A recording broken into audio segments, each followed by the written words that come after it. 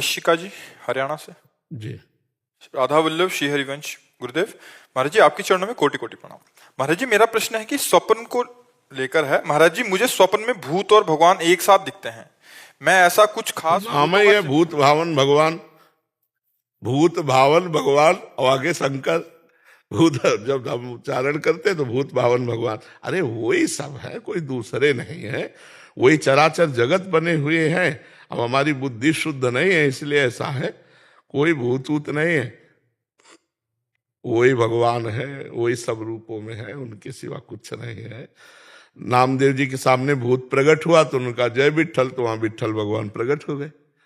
तो हम अगर भूत को भूत मानेंगे तो भूत है, नहीं तो भगवान के सिवा कोई है नहीं। और नाम जब करते हुए सोया करो, उठ पटांग के स्वप्न नहीं आएंगे। जब शयन करो तो नाम राधा राधा राधा राधा, जब तक नींद ना आवे तब तक राधा राधा राधा राधा, सो गए फिर आप देखना अच्छे स्वप्न आएंगे। ये सब इधर उधर के स्वप्न नहीं आएंगे। इधर उधर के स्वप्न आते हैं जो सोते समय बातें प्रपंच की सोचते रहते हैं। सोते समय नाम जरूर जपना चाहिए, पता नहीं जग पावे कि न जग पावे, ये भी तो है ना। कहो सोते सोते ही दिल फेल हो जाए, इसलिए हम भगवान का नाम, प्रियाजू का नाम जपते हुए सोए, जिससे हमारा शयन भी आनंदमय हो जाए। और अगर स्वप्न आते तो देखो, स्वप्न की दो तीन प्रवृत्तियां होती। एक होता है ऊट पटांग, बेमतलब के स्वप्न आते हैं जिनका कोई अस्तित्व नहीं।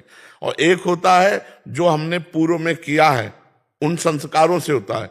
और एक होता है आगामी जो होने वाला है उसका संकेत। तीन प्रकार के स्वप्न के होते। एक होता है बिल्कुल सिर पैर के नहीं, बिल्कुल बेकार, ऊट पटांग एकदम, तुकतान ही नहीं। और एक होता है जो पूर्व में हमने किया है उसके संस्कार के स्वप्न आते हैं। और एक आगे जो होने वाला है संकेत, उसके स्वप्न आते हैं। तो हमें नाम जप किया जाए, नाम जप करने का अभ्यास बनाया जाए तो हम तीनों प्रकार के स्वप्नों से बच जाए। नहीं तो कहो ऐसा स्वप्न आ जाए कि आनंदित हो, कहो ऐसा स्वप्न आ जाए कि रोना पड़े, भयभीत हो जाए। नाम जप करो तो स्वप्न भी तुम्हारा आनंदित रहेगा, आनंद देने वाला बनेगा। स्वप्न में भी दुख नहीं होता भक्त को, इसलिए भगवान का नाम जप करो। श्रीमती अर्चना पांडे जी लखीमपुर। राधे राधे आदरणीय महाराज जी आपके चरणों में कोटि कोटि प्रणाम। महाराज जी बिना किसी दोष अथवा अपराध के कोई मनुष्य यदि सार्वजनिक एवं व्यक्तिगत तौर पर जीवन में किसी का अपमान करता रहे तो अपमानित व्यक्ति को क्या आचरण करना चाहिए? यदि वो आध्यात्मिक है तो उसे सह लेना चाहिए और भगवान से प्रार्थना करना चाहिए कि उसकी बुद्धि शुद्ध हो। और अपने में, आज ही सत्संग में था पूज्यपाद सिवड़िया बाबा के वचन में कि हमारा कोई प्रारब्ध पूर्व जो पाप में है, हमारे भगवान के द्वारा विधान किया गया है, शारीरिक दंड ना भोग करके मानसिक दंड से उससे निपटाया जा रहा है। जैसे हमें कोई गाली देता है या अपमानित करता है तो हमें मानसिक जलन होती है। मानसिक जलन से हमारे पाप का प्रायश्चित हो गया, जो हमें शारीरिक दंड नहीं भोगना पड़ा। तो हमारी कोई निंदा करता है या हमारा अपमान करता है या तिरस्कार करता है तो भगवान के विधान से हमें पवित्र किया जा रहा है। कबीरदास जी कह रहे निंदक नियरे राखिए आंगन कुटी छवाए। अपने सामने रहे, पास रहे, बिना साबुन बिना पानी निर्मल करे स्वभाव। वो हमारे मन के, हमारे तन के सारे पापों को नष्ट कर देता है। जो श्री पाद प्रबोधानंद जी महाराज कह रहे सम्मानम कलयाति घोर गरलम नीचा अपमानम सुधा, श्री राधा मुरली धरो भज सखे वृंदावन मात्यज। सम्मान विष है जो हमारे पुण्यों को नष्ट करता है, और अपमान अमृत है जो हमारे पापों को नष्ट करता है और पुण्यों को बढ़ाता है। इसलिए मुझे जो आध्यात्मिक है उसे सहना चाहिए, और जो एकदम सांसारिक है तो सहेगा ही नहीं, वो प्रश्न ही नहीं करेगा, तो सठे साठ्यम समाचरित, वो दुष्ट के साथ दुष्टता का ही व्यवहार करेगा। लेकिन आध्यात्मिक ऐसा नहीं। करत जे अनसहन निंदक तिनहु पे अनुग्रह करो। जो तुम्हारे अनसहन अपमान करते हैं, निंदा करते हैं, उनको भी सह कर उसका मंगल मनावे, ये आध्यात्मिक स्थिति है। इससे हमारा मंगल होगा, हमारे पाप नष्ट होंगे, हमारे भगवान प्रसन्न होंगे। जीवन का परम लक्ष्य है भगवान की प्रसन्नता। किसका प्रश्न था, समझ पा रहे हैं आप? इसमें कोई संशय? जी। संजय शर्मा जी राधे राधे। राधे राधे महाराज जी। महाराज जी ज्ञान क्या है? ज्ञान को पाने के लिए क्या शिक्षा आवश्यक है, या ज्ञान को भक्ति से पाने का तरीका उच्च है? हाँ, भक्ति से पाने का तरीका उच्च है। स्वरूपानुसंधान भक्ति रेव गरीयसी, भगवान शंकराचार्य जी ने, गरीय से माने श्रेष्ठ, स्वरूपानुसंधान अर्थात ज्ञान। आत्मस्वरूप का ज्ञान प्राप्त करने के लिए सर्वश्रेष्ठ साधन भक्ति है, पर कुछ स्वाध्याय भी जरूरत है। जब हमें पता ही नहीं कि मुझे किस मार्ग से जाना है, उस मार्ग में कितने किलोमीटर हैं, कितने किलोमीटर बाद हमारा लक्ष्य मिलता है, तो फिर ऐसे चलते हुए हम हार जाएंगे ना। इसलिए हमको सबसे पहले इस मार्ग में गुरु का वर्ण करना चाहिए। गुरु के वचनों के अनुसार जब हम चलेंगे तो मंजिल बहुत दूर है पर बहुत नजदीक हो जाती है। और जब हम भगवान की आराधना करते हैं तो मंजिल चलनी ही नहीं पड़ती है, हृदय में ही ज्ञान प्रकट हो जाता है। नहीं तो ज्ञान के पंथ कृपाण के धारा, परत खगेश लगे नहीं बारा। ज्ञान का मार्ग बोले नंगी तलवार पे चलना है, बहुत कठिन होता ना, क्योंकि पूरे संसार के राग का नाश करना है। पूरे संसार को असत्य कह दिया ज्ञान ने, ब्रह्म सत्यम जगन मिथ्या। अब हम पूरे संसार में ही फंसे। तो मतलब हमारी जितनी आज तक जन्म जन्मांतर से संस्कार स्वभाववश आसक्तियां हैं, सब काटनी है। और सबसे मूल शरीर में आ जाती है, जब सब छोड़ सकते हैं। लेकिन देह प्राण ते प्रिय कछु नाही, सबसे ज्यादा प्रिय देह और अपने प्राण है, और इनकी भी परवाह छोड़ देनी है, तब हम ज्ञान के मार्ग में चल सकते हैं। तो इससे बहुत सरल और संपूर्ण ज्ञान प्राप्त कराने में समर्थ, भगवत प्राप्ति कराने में समर्थ भगवान की भक्ति है। अब जैसे शरीर का राग त्यागना और शरीर को समर्पण करना, दोनों बात एक है, लेकिन राग त्यागना बहुत कठिन है और समर्पण करना सहज है। राग त्यागना कठिन है। मैं शरीर नहीं हूं, अब सर्दी लग रही है तो शरीर में तो लग रही, लेकिन आप महसूस कर रहे हैं ना कि आपको सर्दी लग रही, तो अज्ञान है। सर्दी किसको लग रही है? आत्मा को लग नहीं सकती। और पंचभूत जड़ है, इनको लग नहीं सकती, तो भ्रम ही तो है। तो भ्रम है तो उतार दो जैकेट ज्ञान का पता चल जाए, है नहीं? पर है ना कि हमें सर्दी लगती है, भूख है, संकल्प विकल्प मन का धर्म है। आप सबसे अलग हैं, लेकिन आप सबसे अलग नहीं है। आप देख रहे हैं, आप खा रहे हैं, आप सूंघ रहे हैं, आप भोग रहे हैं, क्योंकि आप शरीर भाव में हैं। इसी को अज्ञान कहते हैं। अब इस अज्ञान को त्यागना बड़ा कठिन है नहीं कठिन? अब हम क्या करते हैं, इसको घुमा के त्यागते हैं। बोले भोजन हमें ये पसंद है तो भगवान को भोग लगाओ, अब वो प्रसाद हो गया, अब वो राग नहीं करेगा, अब वो बांधेगा नहीं, नुकसान नहीं करेगा, वो आपका मंगल करेगा। प्रसादे सर्व दुखानाम हानिरस्य उपजाते। परिवार में बंधे हैं तो नाथ सकल संपदा तुम्हारी, मैं सेवक समेत सुतनारी। हे नाथ, पत्नी पुत्र परिवार से मैं आपका दास हूं। बात तो वही हो रही है, राग का त्याग। लेकिन वो राग का त्याग करना अत्यंत कठिन हो, ये राग का समर्पण, भगवत समर्पण, इससे बहुत जल्दी ज्ञान प्राप्त हो जाता है। पर जब हमारे हृदय में लक्ष्य प्राप्त हो जाए ज्ञान प्राप्ति के लिए, तब ये बात हो सकती है। तो हम सुमिरन परायण हैं। पहली बात तो भक्ति का प्रधान स्वरूप देवर्षि नारद जी ने बताया, तदर्पिता अखिलाचारिता तद स्मरणेन परम व्याकुलते थे। जो सारे आचरण भगवान के लिए करता है, जो भी कर्म, व्यापार, नौकरी, सब भगवत अर्पित करता है। और इतना नाम सुमिरन में प्रियता हो गई कि अगर एक क्षण के लिए भी छूट जाए तो व्याकुल हो जाए। जैसे मछली को पानी से अलग करो तो तड़पने लगती, तद विस्मरणेन परम व्याकुलते थे। तो ये भक्ति फिर शुद्ध ज्ञान प्रकाशित कर देगी। हर समय देखो, जब संसार का चिंतन होता है तो हमारा हृदय मलिन होता है, जब भगवान का चिंतन होता है तो निर्मल होता है। तो हम राधा राधा राधा राधा राधा राधा हर समय जपे तो हमारा हृदय निर्मल, और निर्मल हृदय में ज्ञान प्रकाशित हो जाता है। मलिन हृदय में अज्ञान होता है, निर्मल हृदय में ज्ञान होता है। मलिन हृदय संसार को सत्य मानेगा, और निर्मल हृदय सब में भगवान है ऐसा सत्य मानेगा। अब हमको सरल, सहज और भरोसा, ज्ञान में आप भ्रष्ट हो, कोई बचाने वाला नहीं।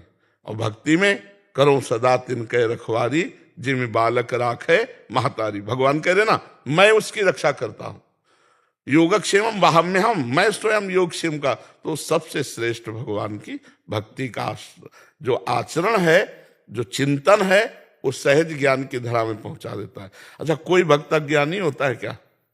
देखो हनुमान जी, ज्ञानी नाम अग्रगण्यम, गरुण महाज्ञानी गुण राशि, विश्वामित्र महामुनि ज्ञानी, सब अपने आप ज्ञान आ जाता है। तो हम नाम जप करें और भक्ति के पवित्र आचरण करें, और जो आचरण वो भगवान को समर्पित कर दें, और पूरा परिवार तन मन धन सब भगवान की शरण में, निश्चित भगवत प्राप्ति, निश्चित ज्ञान हो जाएगा। समझ पा रहे आप जी? राधे राधे महाराज जी। महाराज जी, बच्चों को भगवत मार्ग में किस प्रकार से और आगे लेकर आया जाए? और बहुत से इन्फ्लुएंसर्स हैं जो लेकर आ सकते हैं, जिनका बहुत नाम है, जो भगवत गीता से, रामचरितमानस से, कोई भी देखो, सबसे पहली बात हम आपको प्रार्थना करते हैं कि यदि बच्चों का ब्रह्मचर्य ठीक नहीं रहेगा तो सब उपदेश में पानी फिर जाएगा, किसी काम में उपदेश नहीं आएंगे। अगर उनका चरित्र ठीक नहीं है तो सब व्यर्थ हो जाएगा। इसलिए हमारा सबसे पहला जो कदम होना चाहिए वो बच्चों को चरित्रहीनता से बचाओ। जो आज हमारी समाज में चरित्रहीनता फैलती जा रही है, 12 वर्ष का बच्चा 8 बार हस्तमैथुन करता है। जब हमारे सामने खड़े होकर के बच्चे अपनी हालत बताते हैं ना, तो हृदय कांप जाता है कि किसान आदमी जब गेहूं की फसल गलेथ में होती है, जो किसान होते हैं वो हमारी भाषा समझेंगे, गलेथ का मतलब होता है अन्न की बाली अभी निकली नहीं है, और उस समय काट लिया जाए तो एक दाना नहीं मिलेगा, और थोड़ा समय का इंतजार कर लिया जाए तो 50 मन उसी से गेहूं पैदा होगा। तो ऐसा तब तक बालक को ब्रह्मचर्य रहना चाहिए। फिर पाणी ग्रहण संस्कार आदि गृहस्थी में तो कोई फर्क नहीं पड़ेगा। आज हमारे बच्चों की स्मृतिहीनता हो रही, आज हमारे बच्चों में व्यसन बढ़ रहा है, आज बच्चों में व्यभिचार बढ़ रहा है। इसको एक हमारे पास आए थे हितधाम में, रामायण कंठस्थ थे, भागवत 18,000 श्लोक कंठस्थ थे, गीता कंठस्थ थी, पर भारी व्यभिचारी बच्चा था। उसने खुद हमें अपनी हालत बताई कि रात रात भर हम मोबाइल से ऐसे देखते हो, ऐसे ऐसे ऐसे आचरण। तब हमें लगा कि गजब है, रामायण कंठस्थ है, गीता कंठस्थ है, बच्चे हैं, कंठस्थ करा दिया गया, लेकिन आचरण। तो हमें लगता है कि अगर बच्चों के माता पिता सहयोग करें, गुरु तो सहयोग करें, टीचर जो स्कूलों में है, माता पिता सहयोग करें और अपने बच्चों के पास मित्रवत बैठे और उनके आचरणों के सुधार की उनको सत्संग सुनाएं, शास्त्र स्वाध्याय कराएं, भगवान से प्रार्थना करें कि हमारे बच्चों के चरित्र अच्छे हों तो उनको बल मिले।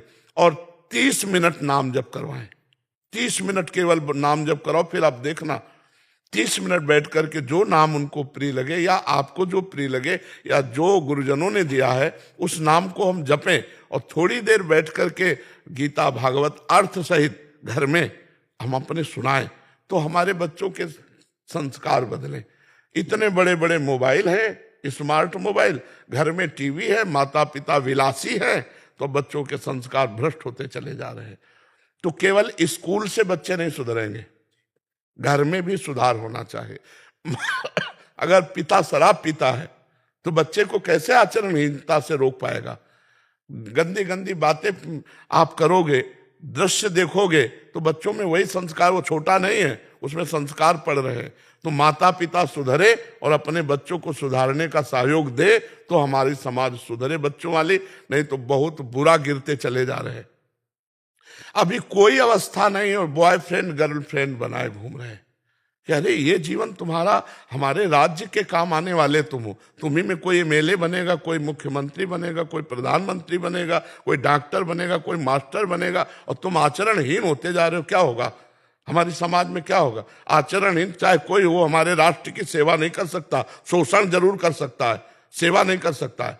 जो चरित्रवान है वही बलिदान देने के लिए तैयार हो सकता है, वही दूसरों को सुख पहुंचा सकता है। तो हमारी नई पीढ़ी बहुत गिरावट में जा रही है।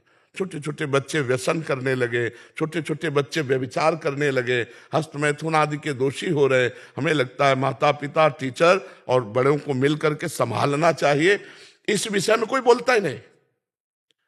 उनकी जीवनी शक्ति नष्ट हो रही है, वीर है, वो हस्तमैथुन कर रहे हैं, उनकी दशा क्या होगी? वो डिप्रेशन में पहुंच जाएंगे।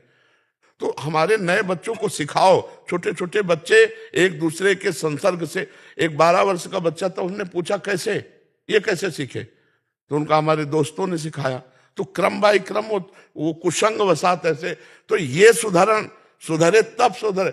ब्रह्मचर्य स्मृतिवान बनाता है, ब्रह्मचर्य बलवान बनाता है। ब्रह्मचर्य जिधर चाहो उधर आप ले जा सकते हो ब्रह्मचारी को, वो उधर ही विजयी होगा। अब ब्रह्मचर्य की हीनता हो रही, भोजन सुधरे। ये जो आजकल नए नए बच्चे पैकेटों वाला भोजन पा रहे हैं, तो इनके शरीरों में बल बुद्धि तेज ही नहीं आएगा। हाँ, अब ये खा के पहलवान बनेंगे, ये खा के बुद्धिमान बनेंगे। अरे सात्विक भोजन पाओ, दंड बैठक मारो, थोड़ा व्यायाम करो, ब्रह्मचर्य से रहो, फिर देखो जीवन कैसा बनता है। तो हमें लगता है इनके चरित्र को सुधारा जाए तभी बनेगा। तो हमें लगता है कि सुधार यहां से शुरू हो। पहले ब्रह्मचर्य गुरुकुल में इसीलिए दूर रखा जाता था, परिवार से इसीलिए दूर रखा जाता था कि सबसे पहली सीढ़ी जो परमार्थ की और व्यवहार की, वो है ब्रह्मचर्य। ब्रह्मचर्य से गृहस्थ, ब्रह्मचर्य से वानप्रस्थ, संन्यास, सब जगह ब्रह्मचर्य से ही होता है। तो हमें लगता है ब्रह्मचर्य का उपदेश दिया जाए, ब्रह्मचर्य की रक्षा कराई जाए, और उसमें प्रधान होगा भोजन और कुसंग का त्याग। भोजन ऐसा सात्विक जिससे ब्रह्मचर्य टिके, और कुसंग का त्याग जिससे हमारी गंदी आदतें न हो। छोटे छोटे बच्चे मोबाइल में गंदी गंदी बातें सर्च करके देखेंगे, उनकी हालत क्या होगी। तो हमें लगता है बड़ा बड़ा उपदेश देने से बात अब नहीं बनेगी, हमको घुसना पड़ेगा, उनके जीवन शैली में घुसना पड़ेगा।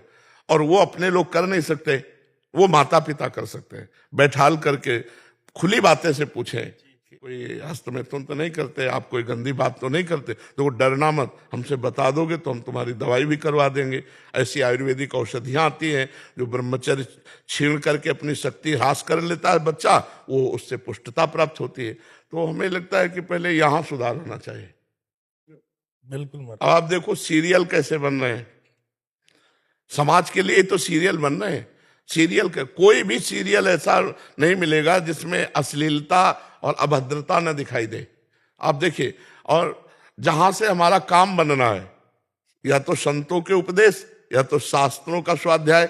दोनों शास्त्र स्वाध्याय है नहीं, और संतों को ऐसा दिखाया गया, मतलब जैसे वेब सीरीज कहते हैं। जी जी महाराज। तो वेब सीरीज में वो ऐसे दिखाए गए, फिल्मों में ऐसे दिखाए गए कि श्रद्धा नहीं रही, और शास्त्रों का स्वाध्याय है नहीं, तो जीवन बचाएगा कौन? दो ही हैं, शास्त्र और शास्त्रों के मर्मज्ञ संत जन। तो वही समाज को सुधारते हैं। और आजकल नए बच्चों को यही सब देखने को मिलता है, गंदी बातें। एक सीरियल में पूरा देख जाओ जो वेब सीरीज है, और उसमें देखो हर वो बात मिलेगी जिससे जीवन चरित्र नष्ट हो, ना कि चरित्र बने। पहले के फिल्में भी बनाई जाती थी जिनमें आदर्श उपस्थित किया जाता था, आचरण, पवित्रता, पहनावा ओढ़ावा सही, और आज देख लो सब अपवित्रता। तो अब नए नए बच्चे जब ये देखेंगे तो उनके मन में यही करने की भावना आएगी।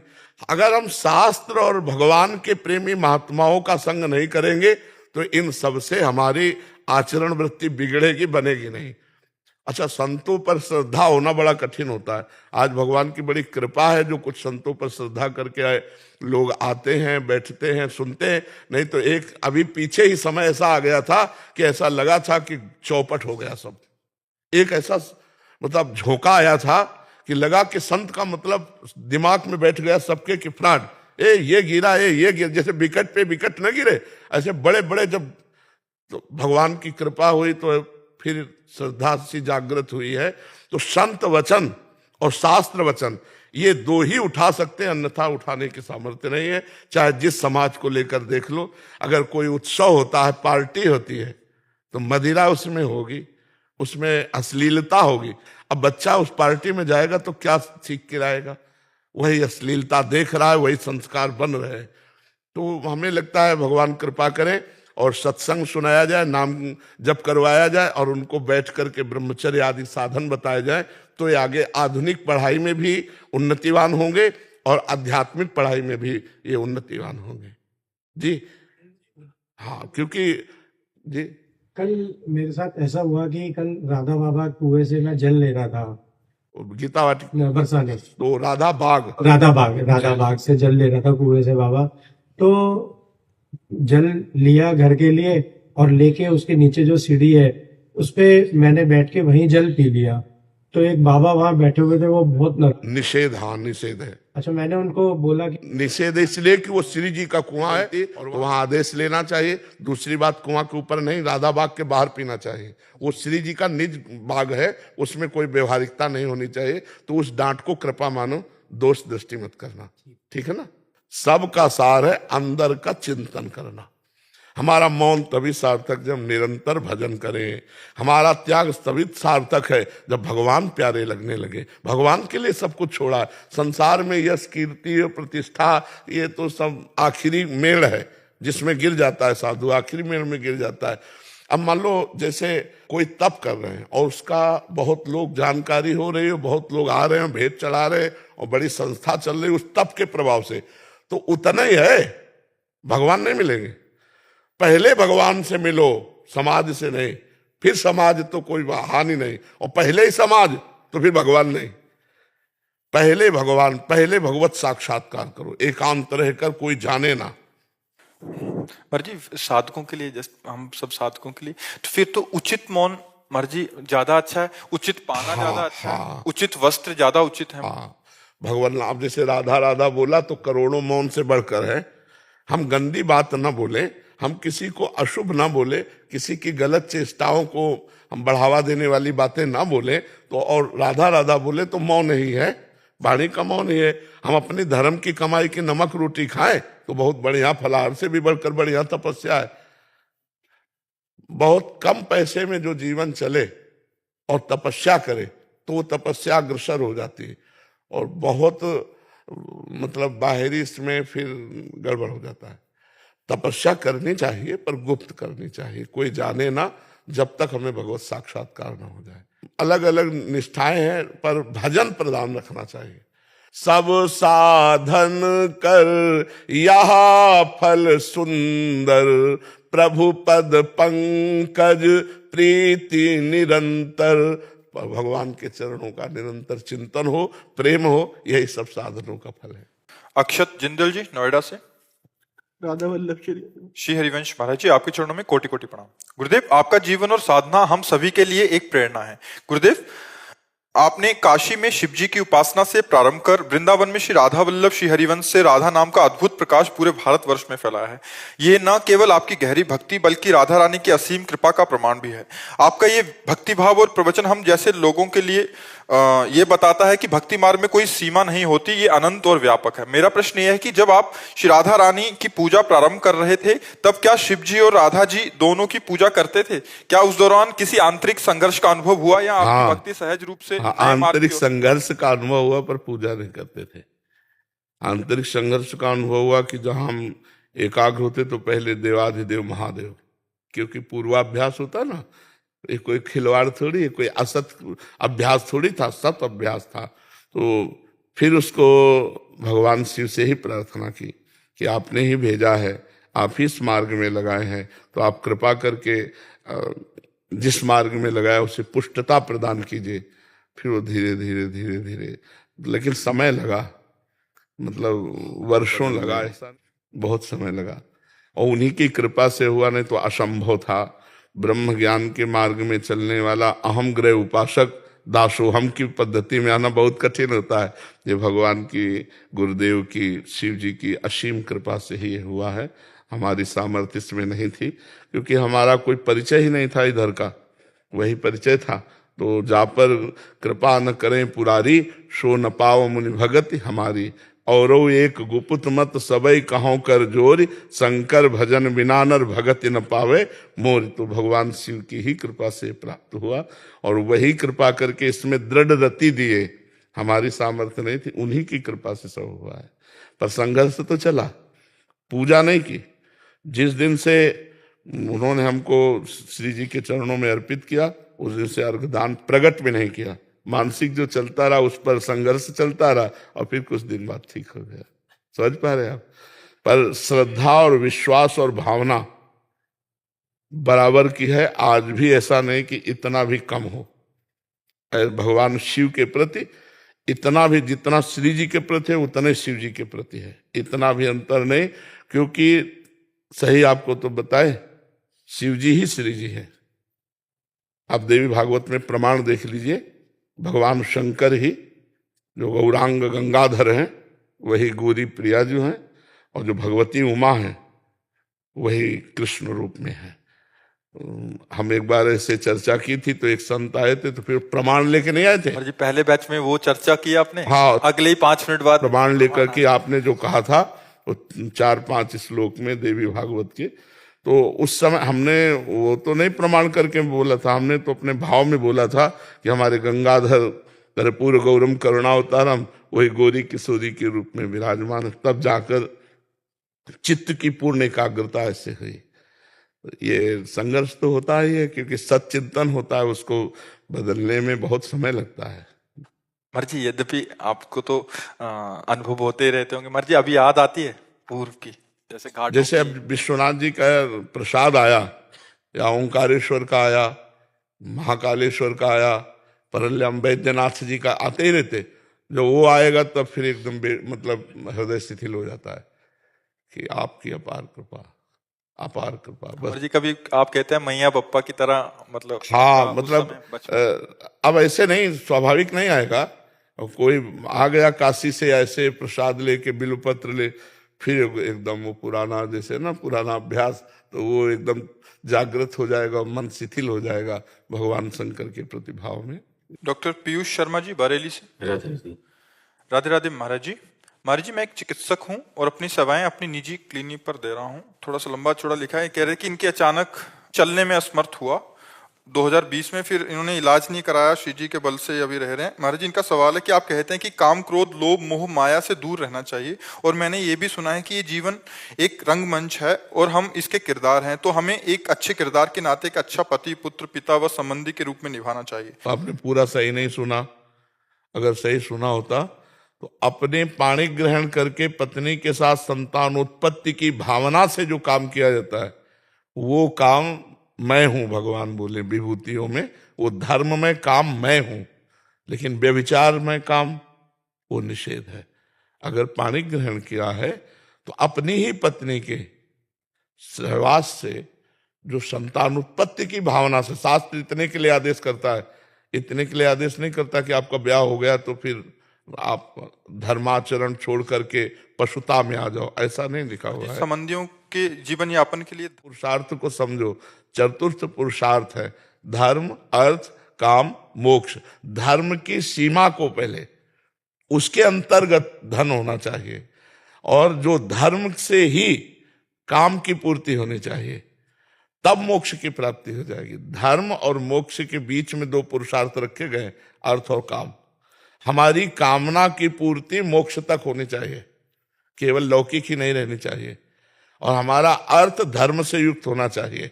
अगर अर्थ हमारा धर्म हटा दिया जाए फिर लिया जाए तो अर्थ पिशाच बना देगा, वो तुम्हारा सर्वनाश कर देगा।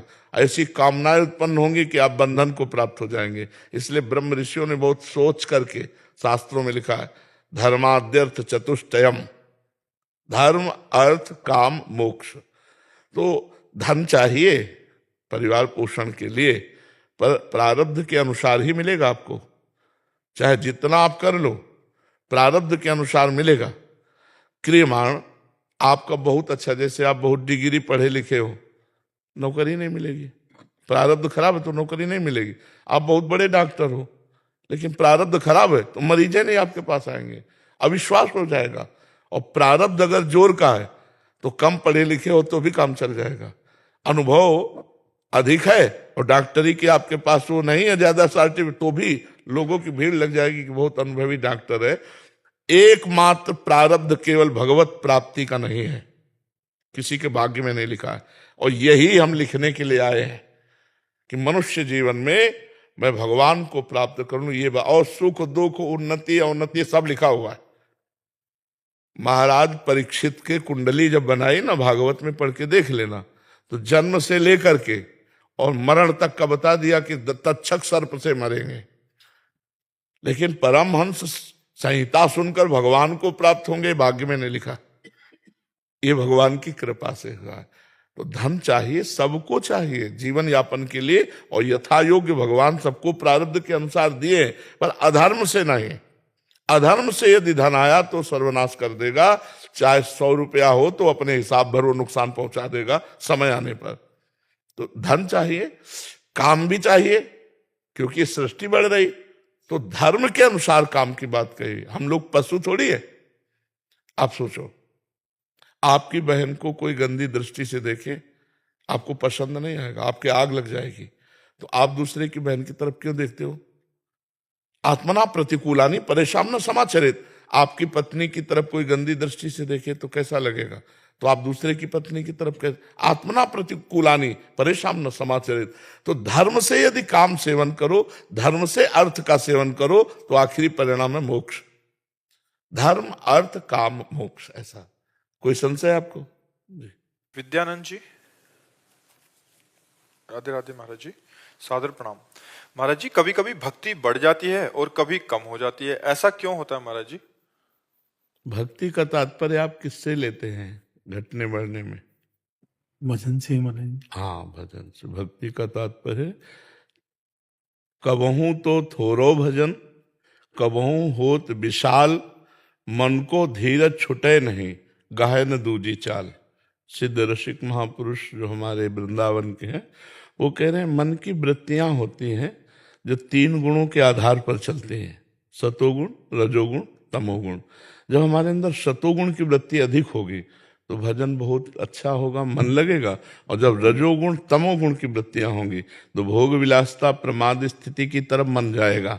तो हमको ये चाहिए कि अगर भजन नहीं भी हो रहा तो हम हैं किनके? प्रभु के हैं ना। तो हम अपनी निष्ठा पे बने रहे, मन भजन में नहीं लग रहा है, लेकिन हम भजनाभ्यास न छोड़ें, गाहे न दूजी चाल। हम कहीं मनोरंजन में ना फंस जाए, हम कहीं प्रपंच में ना फंस जाए। मन की वृत्तियां आएंगी और जाएंगी, लेकिन हमको अपनी स्थिति में रहना है। हम स्वयं भी तो शरणागत हैं। मान लो तन से शरणागति, वचन से शरणागति, मन से शरणागति और स्वयं से शरणागति। तनुवांग मनोभिर अमलई सोहम तवै वाचिता। सोहम माने मैं से।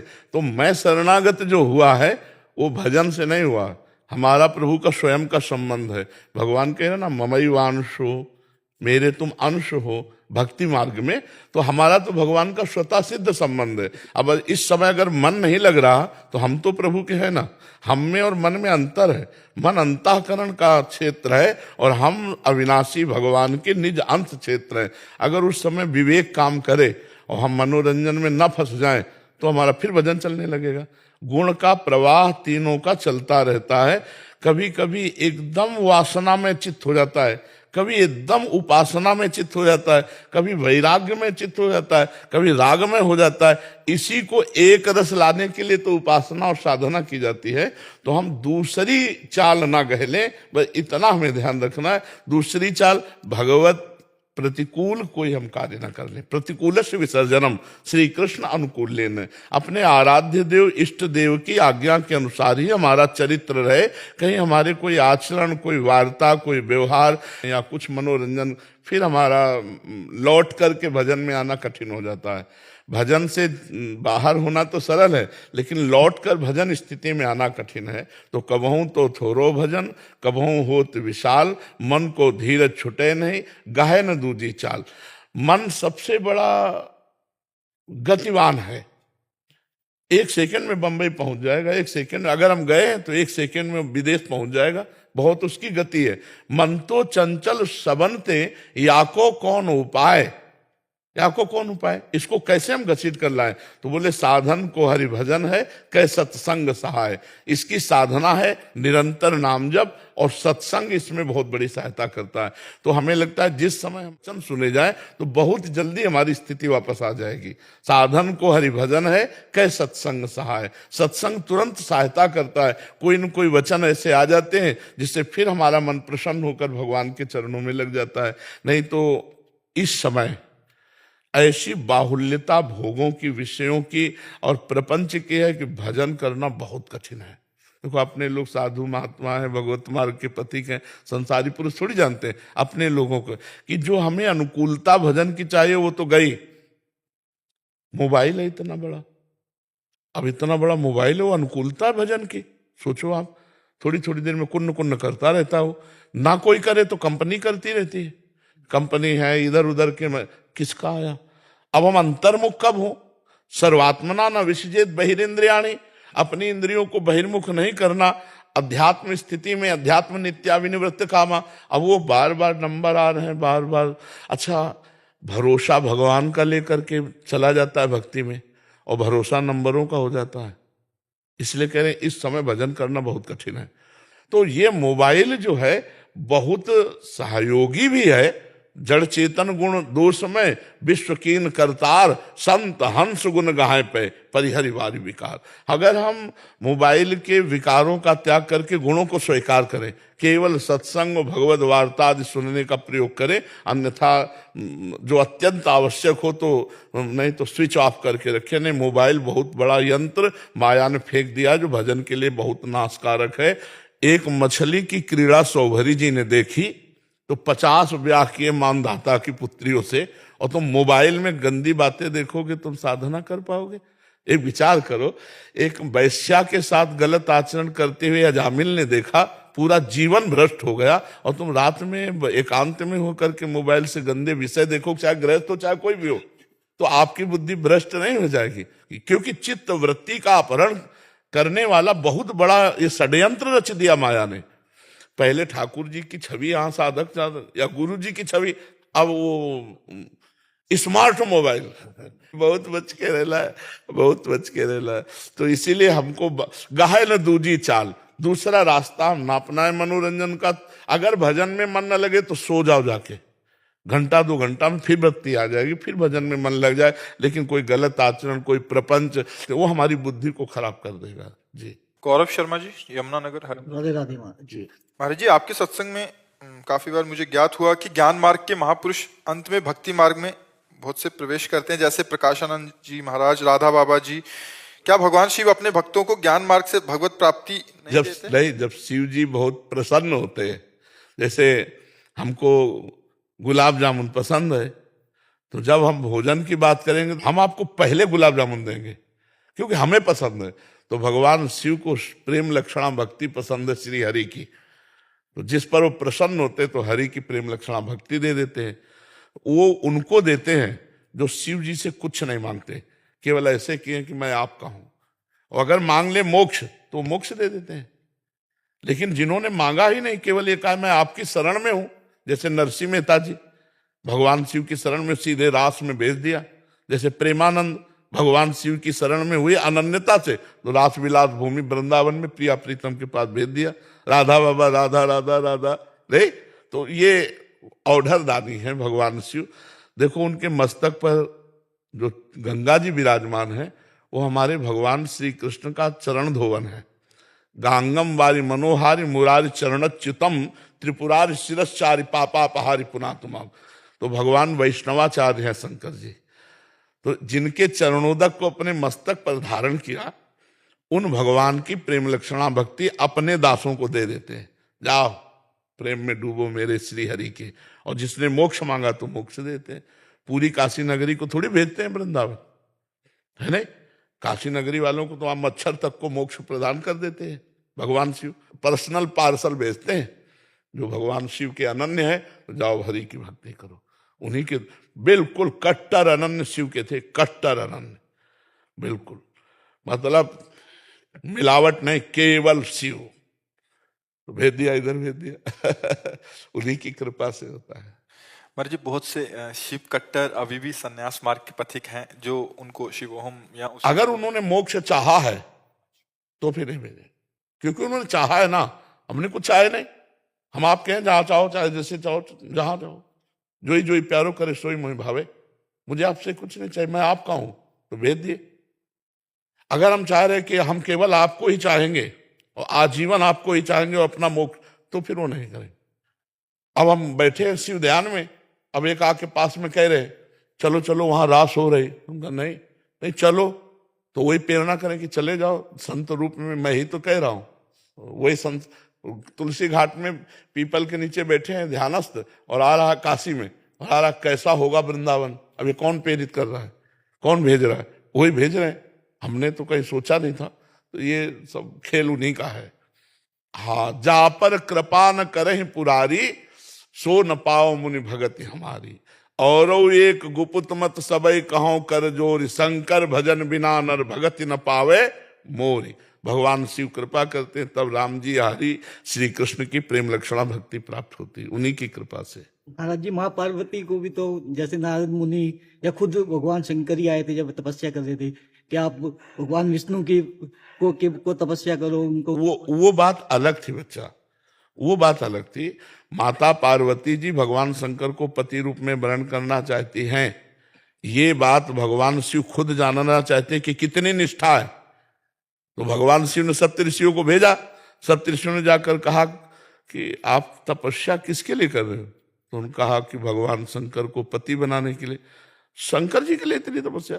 चिता भस्मा लेपो गरल मसनम दिक्पट धरो जटाधारी कंठे भुजगपति हरि पशुपति कपाली भूते सो। एक भी सोने का तो कुछ नहीं है, और आप ऐसे पति के, तो हम आपको इतनी तपस्या आप कर रहे हैं, वैकुंठनाथ को पति। माता जी ने क्या कहा? कोटि जन्म लग रगर हमारी, बरौ शंभुनता रहो कुमारी। करोड़ जन्म लूंगी और हर बार तपस्या करूंगी, पर वरदान यही चाहूंगी कि भगवान शंकर ही हमारे पति हों। निष्ठा की बात समझ रहे ना?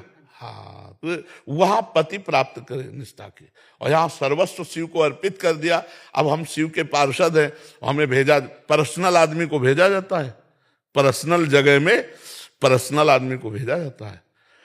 तो आप क्या समझते हो श्री कृष्ण कौन है? हमारे शिव जी तो राधा है। और गौरांग गंगाधरी राधा हुए और मां भगवती श्री कृष्ण हुई।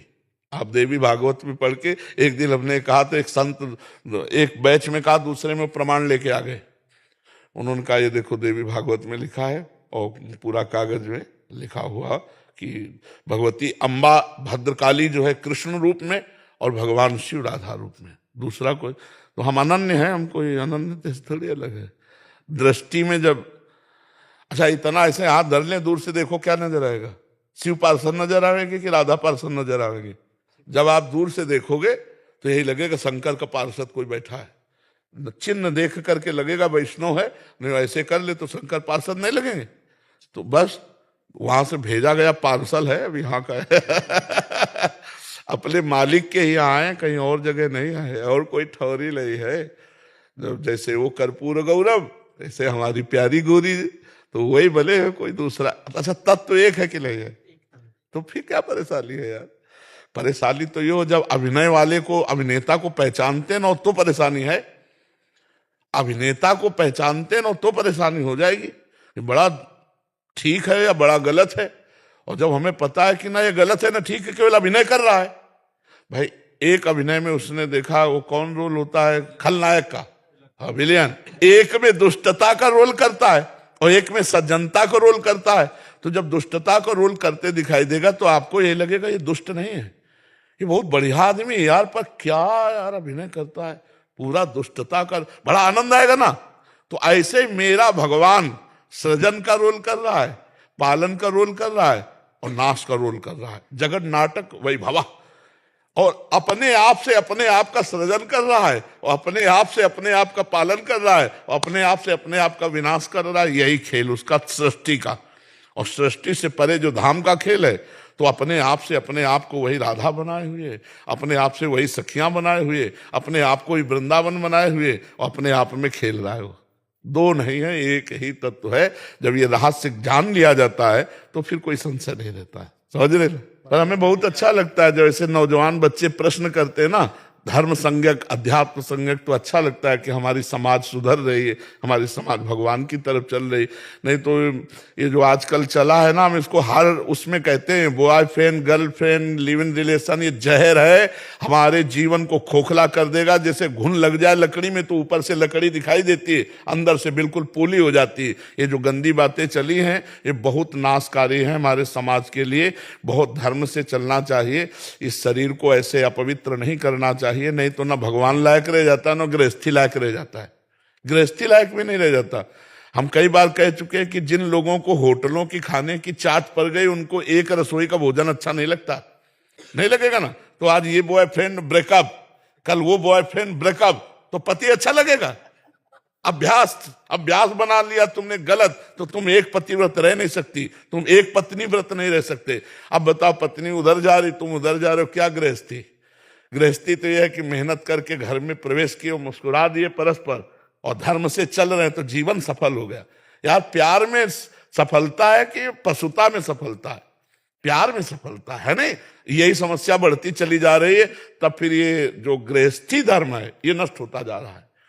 पति पत्नी में विश्वास नहीं, पति पत्नी में समर्पण नहीं, भाई भाई में विश्वास नहीं, माता पिता पुत्र में विश्वास। अब देखो कैसा समय आता चला जा रहा है कि एक गृहस्थी जो बहुत खिला हुआ परिवार रहता था, वो आज सब मुरझाया हुआ हो रहा है, क्योंकि गंदी आदतें हो रही। जिस हिसाब से हवा चल रही है तो और बढ़ेगा फिर। हाँ बिल्कुल बढ़े, इसीलिए हम हर उसमें कहते हैं कि जितने के कान में पहुंच जाए, जितने समझ जाए कि अब लो नसानी अब ना नसइयो, गलत आचरण मत करो। दोस्त 100 बना लो, दोस्त बनाने में क्या परेशानी? गलत आचरण करना कहता है क्या कि फ्रेंड का मतलब क्या होता है? जो गंदी बात से हटाकर अच्छी बात में चलावे, नहीं कुपथ निवार सुपंथ चलावा। लेकिन ये कौन सा है कि मतलब गंदे आचरण करते चले जाओ, जीवन बर्बाद करते चले जाओ। जब अपनी पत्नी मिले और फिर अपने दिल का दरवाजा खोल दो और प्यार करो, आजीवन प्यार करो, क्या परेशानी है? भगवान ने बनाया है धर्म, भगवान ने गृहस्थ धर्म बनाया, ये क्या हम इसीलिए कह रहे हैं होश में हो जाओ, होश में हो जाओ। तुम आज जो गंदी बात कर रहे हो वो तुम्हारे पूरे जीवन और पूरे परिवार के लिए नर्क कर देगी। वो आदत है, आदत क्या करोगे? जब आदत बना ली है कई पुरुषों से मिलने की, कई स्त्रियों से मिलने की, तो तुम आगे नहीं ठीक रह सको। ये बर्दाश्त नहीं हो सकता। आप बोलो ठीक है आप गलत हो, लेकिन क्या आप ये बर्दाश्त करोगे कि आपकी पत्नी किसी और के साथ हो? ठीक है वो गर्लफ्रेंड बॉयफ्रेंड खेलती रही, लेकिन क्या ब्याह के बाद ये बर्दाश्त होगा कि मेरा पति किसी और के साथ हो? तो पहले अगर पवित्र जीवन होता, पाणी ग्रहण होता, तो कितना बढ़िया मंगलमय होता। गुरुजी हम लोग के कॉलेज में जो बच्चे ये गर्लफ्रेंड बॉयफ्रेंड नहीं करते हैं, जिनके पास गर्लफ्रेंड नहीं है या जिन बच्चियों के पास बॉयफ्रेंड नहीं है, उनको बहुत हीन भावना से देखा जाता है। ये ऐसा स्वभाव बन गया है। जैसे हम लोग कॉलेज जाते हैं तो अब आपकी कृपा, हम में तो कुछ सामर्थ्य नहीं है, आपकी कृपा से अब सब में माता की दृष्टि होती है। बहुत और तो हम लोग को अपने बैच से जिस बैच में हम लोग पढ़ते थे, हम लोग के काफी सारे जो दोस्त थे, वो हम लोग को दोस्ती से अलग कर दिया गया हमको। और ये कहते हैं अरे ये तो बड़ा भगत बनता है, इसको हटाओ इसको कॉलेज साथ। तो बढ़िया बच्चा, देखो तुम्हारा संबंध जोड़ दिया गया भगवान से।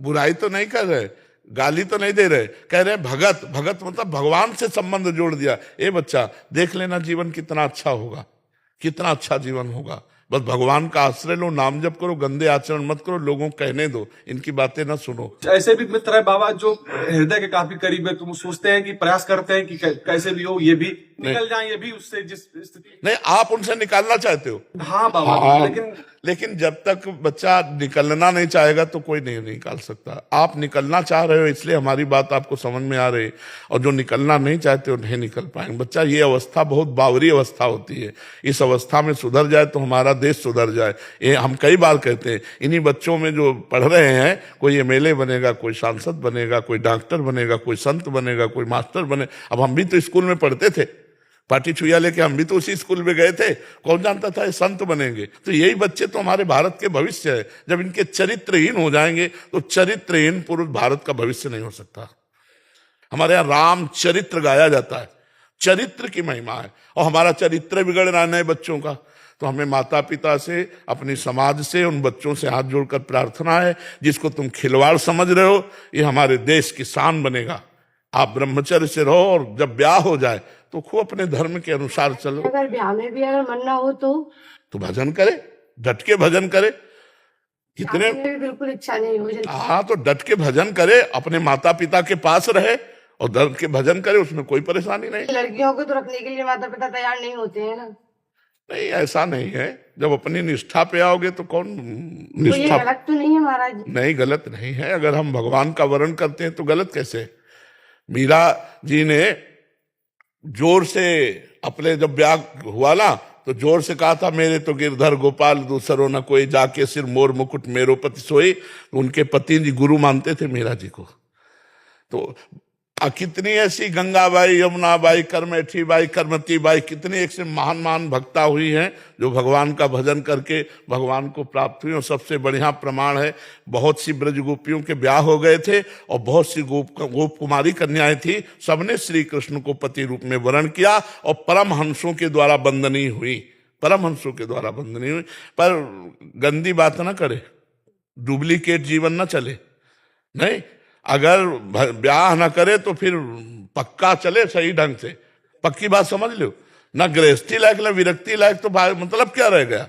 फिर चले तो ऐसे चले, आंख उठा के किसी की तरफ ना देखे, और ऐसा कि माता पिता नहीं रखेंगे, नहीं, अगर आप ईमानदारी से सच्चाई से भजन करोगे तो भगवान सबकी बुद्धि बदल देंगे, भगवान सबको आपके प्रति आदर भाव कर देंगे, सब आपको आदर भाव से देखने लगेंगे। इसलिए सब लोग नाम जप करो, अच्छे आचरण से चलो, पवित्र जीवन ही आनंदमय जीवन होता है।